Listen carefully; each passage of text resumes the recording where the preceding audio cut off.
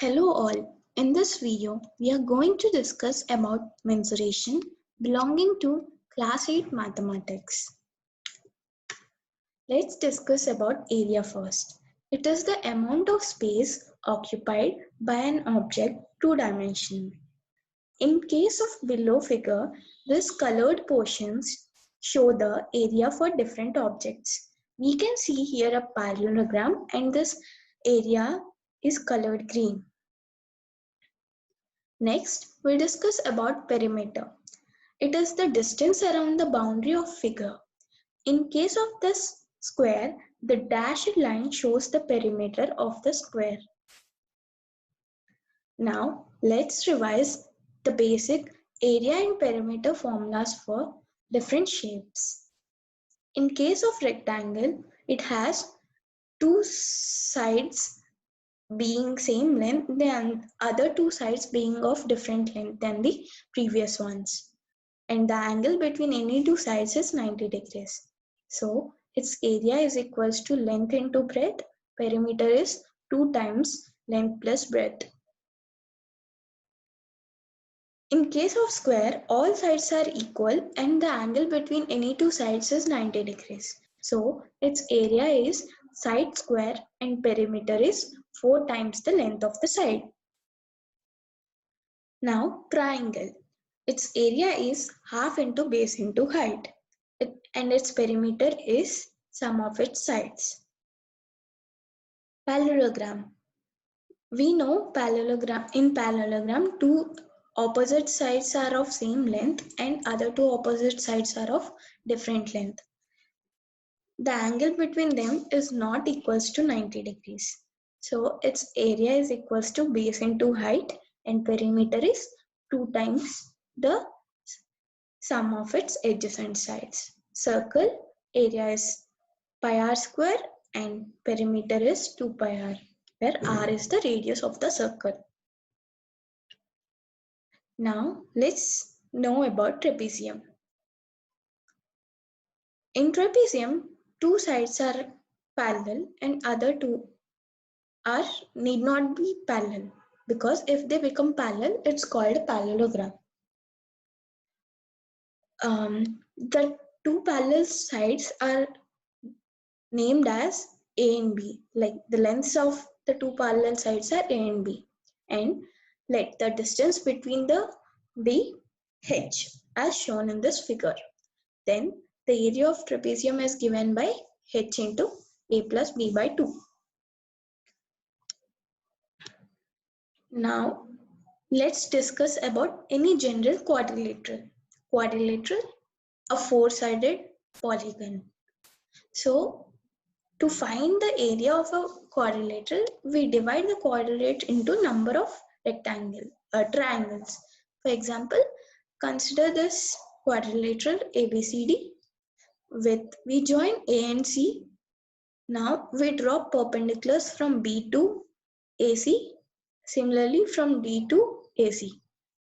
Name the altitudes, heights to be H1 and H2. And now the area of this quadrilateral will be area of this ABC triangle plus area of this ACD triangle. So from the formula of area of triangle, we can get the total area of the quadrilateral to be half into AC into H1 plus H2. Now rhombus. In rhombus, the diagonals are perpendicular to each other and all sides are equal. To find the area of rhombus, we divide rhombus into two equal triangles, ABC and ACD. Now, from the area of ABC is half AC into OD. O be the center of intersection of the diagonals, and area of ACD will be half into base AC into height OB. So we take half AC common, it will be OD plus OB, which is BD, So the area of rhombus becomes half into product of its diagonals. Area of polygon.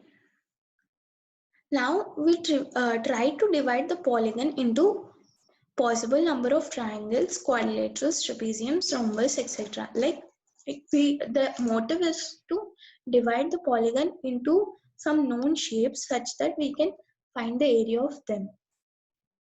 For example, consider this polygon ABCDE. Now we join AD and draw perpendiculars from other vertices to AD. This becomes a rectangle, this is a triangle, this is a triangle, and this is a triangle. So here is the splitting. Now let's discuss about solid shapes, I mean 3D shapes. Till now we have discussed about 2D shapes. Three-dimensional objects have width, depth, height. For example, cube, cuboid, and cylinder. Let's calculate the surface area of a cuboid. Cuboid is a solid shape in which all the faces are rectangles. If we open the cuboid, we get like this: left, bottom, right, top, back, front. From this figure, we can calculate the area of cuboid. These all are rectangles, and we know the area of rectangles to be length into breadth. So dividing this is length, breadth, height. So from this figure, we get the area of cuboid to be 2 times LB plus BH plus HL, where L is length, B is breadth, and H is height of the cuboid. Now we calculate the surface area of a cube. Cube is a solid shape with all its surfaces being squares.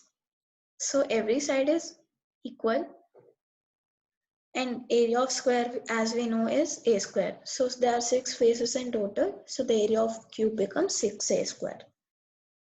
Now we discuss about a surface area of cylinder. If we cut open the cylinder, the curved surface becomes a rectangle, and the top and bottom is circles. This area of circle pi r square and area of rectangle length into breadth. Here the breadth is h and length is 2 pi r because the perimeter of a circle is 2 pi r. So the area of cylinder is, there are two circular bases, so 2 into pi r square plus area of rectangle is 2 pi r length and breadth h. So the area of cylinder becomes 2 pi r into r plus h. Let's discuss about volume and capacity. Volume refers to the amount of space being occupied by an object, while capacity refers to the quantity that object holds. And here are some important conversions of capacities. Just look into this. 1 milliliter is 1 centimeter cube, 1 liter is 1000 centimeter cube, 1 meter cube is 1000 liters. Coming to the volumes of cuboid, cube, and cylinder, we can easily calculate them. Like it is for any general shape, the volume is area of cross section into height. In case of cuboid, the area of cross section, let's consider the base, length into breadth, and the height is h. So the volume becomes length into breadth into h.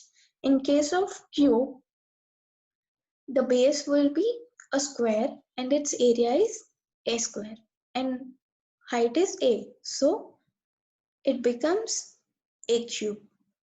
For cylinder also similarly, the base area is pi r square, and height is h. So the volume becomes pi r square h.